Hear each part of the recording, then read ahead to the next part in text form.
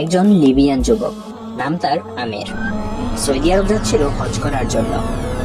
যেই মাত্র সে এয়ারপোর্টে পৌঁছালো, তার নাম নিয়ে নিরাপত্তা সংক্রান্ত একটি সমস্যা দেখা দিল। নিরাপত্তা বাহিনীর লোকেরা তাকে বলল, একটু অপেক্ষা করো, আমরা চেষ্টা করছি সমস্যাটা সমাধান করতে। এই সময়ে অন্য সব হাজিরা তাদের প্রক্রিয়া শেষ করে প্লেনে উঠে পড়ল, আর প্লেনের দরজা বন্ধ হয়ে গেল। কিছুক্ষণ পর সমস্যা ঠিক হয়, কিন্তু পাইলট দরজা খুলতে রাজি হলো না। প্লেন চলতে শুরু করলো এবং আমিরকে ফেলে রেখে উঠে গেল। অফিসার তাকে সান্ত্বনা দিয়ে বলল, মন খারাপ করো না, হয়তো এটা তোমার কপালে ছিল না। কিন্তু আমিরের ছিল অটল বিশ্বাস। সে উত্তর দিল, আমার নিয়ত হজের, ইনশাআল্লাহ আমি হজে যাবই। হঠাৎ খবর এলো, প্লেনটিতে যান্ত্রিক সমস্যা হয়েছে এবং তা ফিরে আসছে।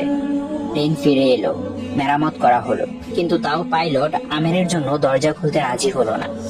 অফিসার আবার বলল, হয়তো তোমার ভাগ্যে নেই।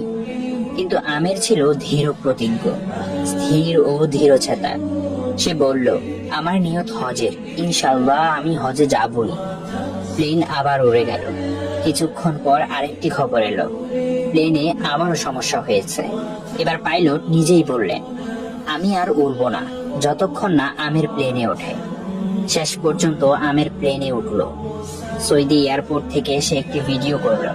তার আনন্দ ছিল বর্ণনার বাইরে।